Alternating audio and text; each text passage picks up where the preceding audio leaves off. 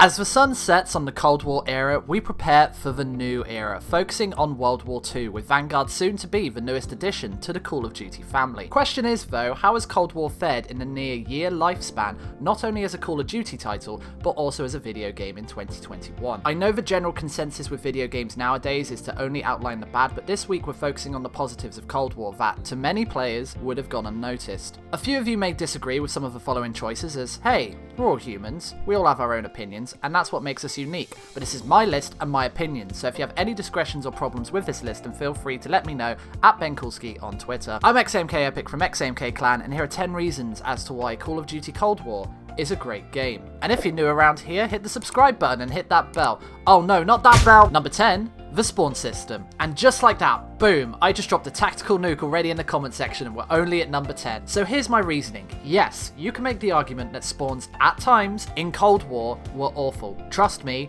I know. But for the overwhelming majority, the spawn system was actually really good. Players spawned in fairer positions for the most part in comparison to how they would have spawned in previous Call of Duties. See, an issue on Nuketown for a while was if a team of 6 had all their streaks and a decent advantage, the other team were pressed to a point of no return, which would cause players to rage quit or give up as spawns wouldn't change. But apart from that one corner behind the greenhouse, the spawns on Nuketown 84 would sporadically flip if one team got too cozy in their opposing team's spawn. Other maps had few issues with certain spawn placements, but we really can't count 6v6 on face-off maps and 12v12 on base maps because there's not enough space on those maps for someone to spawn fairly. So even though the spawn system's not perfect, it's fairer than it has been in the past. Number 9, Field of View slider for console. For those of you unfamiliar with what Field of View is the extent of the observable world that is seen at any given moment, with 60 Field of View giving you a really close-up look at the map, and 120 Field of View making you see more of a map in exchange for everything looking further away. As PC Call of Duty has picked up a lot of traction for being better for sweaty gamer nerds, Field of View has been one of those advantages PC players have had over console for quite a while,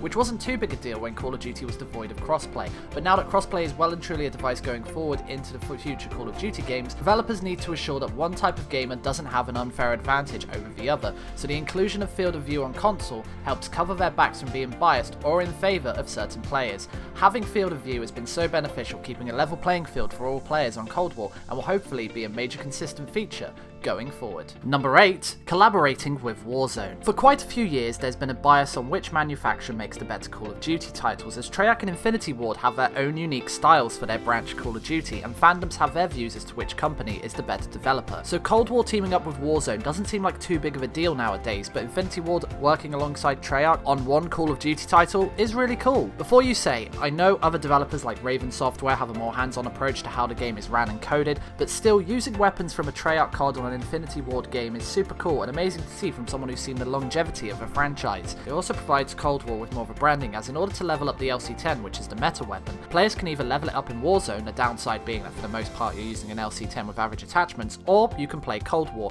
and get it to max level so that you can use it in Warzone to its full sweatiness. If you want the meta weapon, you're gonna have to play Cold War. Is a really clever ploy to get players grinding. Number 7, Fireteam Dirty Bomb. So even though Treyarch didn't decide to create a much anticipated sequel to Blackout, nor work even more on Blackout once Modern Warfare rolled out, they still gave us a unique team game in the form of Fireteam Dirty Bomb. The rules are a bit complex if you aren't familiar with this game mode, but I'll briefly explain. 10 squads consisting of 4 people per team battle across a huge map where you have your chosen class loadout. Each map has 5 bomb site locations in which players must collect uranium in order to plant the bomb site. Once the player has enough, the bomb can be planted and then must be defended from the other teams. Players can respawn by parachuting in or respawning on teammates who are near but not in battle. Once all 5 bombs are planted, 5 more locations respawn, and the first to 500 points wins. This is a super fun game mode which can be stressful at times, but having the right team and playing the objective can be so beneficial, as parts of the map fill with radiation, meaning the campers can't sit still forever, and the parachuting spawn system means you can split up and attack another objective if the one you are trying to is overran with multiple teams. It's a very unique game mode that offers hours of fun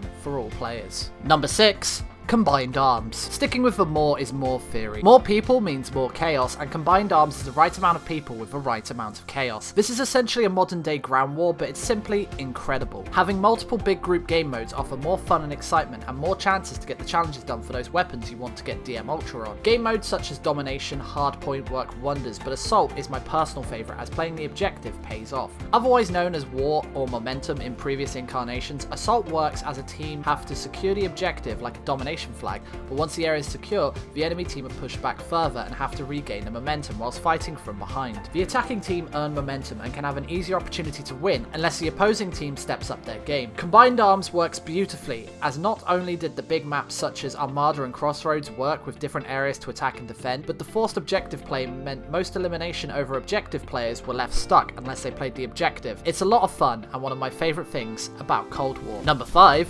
The score streak system. At the beginning of Cold War's inception, only 16 streaks were in the game from players to pick from, but as the game progressed, 5 new additions have been implemented into the arsenal as the Flamethrower, Death Machine, Hand Cannon, Strafe Run, and Harp have been added to the catalogue. This is a first for a Call of Duty title, as previous versions have added new maps, new weapons, but not new score streaks to the game. Not only that, but the scores of certain streaks have been adjusted throughout the game based off of in-game testing. For example, the Chopper Gunner was originally at 6,000 but is now at 8,000, and Air Patrol was 3,200 but is now down to 2,400. The focus of tuning these streaks has made for a more fair experience for players, as each streak feels balanced next to the score required to use it. This system has worked wonders for Cold War so far, and hopefully it is carried on into the future. Number 4.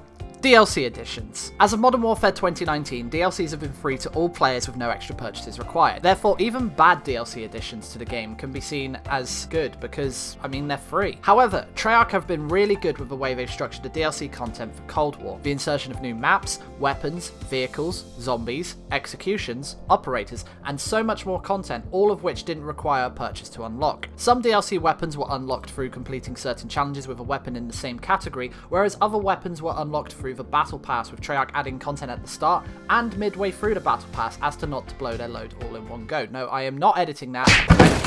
Stop! As annoying as Cold War can be at times, it's hard to deny that Treyarch absolutely smashed it with the DLC proportion of the game. Number 3.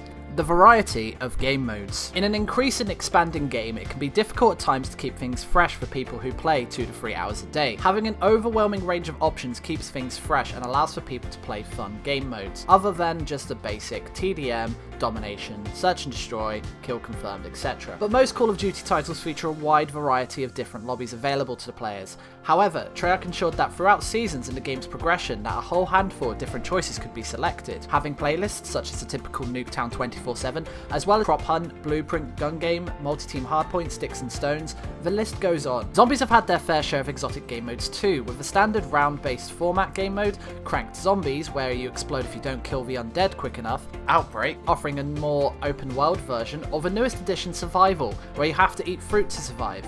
That's a thing. Zombie bit your neck? Here, have some vitamin C to calm the zombie infection coursing through your bloodstream. Zombie scratched you? That pepperoni pizza will sort you right out. I mean, it's it's weird, but it just goes to show that having a more variety in the Call of Duty community is a great thing for all. Number 2. The campaign. Campaigns in the past have followed a simplistic storyline path with clear objectives to follow and complete in order for the storyline to play out in a certain manner for every player. The Cold War campaign is different as it has layers upon layers of depth for the player to experience. Throughout the storyline, you play as a character with the codename Bell. You get to customize your name, ethnicity, military background, and even gender. You can identify non-binary on your 1981 MI6 document as you sneak into the KGB headquarters. As Bell, you replay the events of the Cold War, in which certain missions require all guns blazing, and others allow you to operate under complete stealth. Throughout these missions are secret hidden bits of intel you have to keep an eye out for, as the more intel helps you get more info and benefits you, as you have to crack certain codes to enter into floppy disks, or you know that 3 of the 8 people on this list will help you track down Rudnick, and you need to find traces of intel to find out who travelled to what part of Europe, and dissect who the bearded lady is, the strong man is, and the juggler is. I don't want to give away too many spoilers, as people probably haven't played this glorious campaign, but if you haven't, I implore you to play it for yourself. Number 1. Zombies. If there's one thing Treyarch can get right on a consistent basis, it's the zombies. From the dark depths of Nakduntoten, the zombies storyline has evolved and keeps on regenerating, with Cold War offering a more unique and amazing additions which were non-existent in previous zombie modes. New features such as armor, lethal and tactical equipment, weapon rarities, score streaks, level 3 pack-punch weapons, armored zombies, megatons, plague hounds, tempest, panzers, disciples, mimics, and so many more amazing ideas keeping the zombie franchise going. Another really cool feature is that you can set challenges which are location based or elimination based, so for 5 minutes you have to eliminate as many zombies as you can using a vehicle, which sounds stupid on paper but is actually really cool given that the vehicle of such may just disintegrate over time. The more you progress with the challenge, the rarer the prize you can be awarded too, which means doing these challenges actually helps. Well, some of the time. The inclusion of Easter eggs see Weaver or Kravchenko or anyone else and their crews leading you through an objective part of a zombie game, giving you that option to play the objective or to just go on a mass zombies killing spree. For the first time as well, you have the option to be exfilled out of the area. This comes along every 5 rounds, where you have roughly 90 seconds to fight off an oncoming wave of the undead in order to escape the area with your life intact, or if you're not quick enough, oh no. Trying to keep something fresh over 10 years is really challenging, but Treyarch have once again proven that they are the unprecedented masters of the zombie game mode. And that's our list as to why Cold War was a great game. Do you agree or disagree? Leave a comment below your favourite thing about Cold War, and while you're scrolling down, hit that subscribe button if you haven't already, as it really helps us out with the algorithms. And hey, 100 people disagreeing is way cooler than only 2 or 3. So yeah, thanks for watching, and stay epic.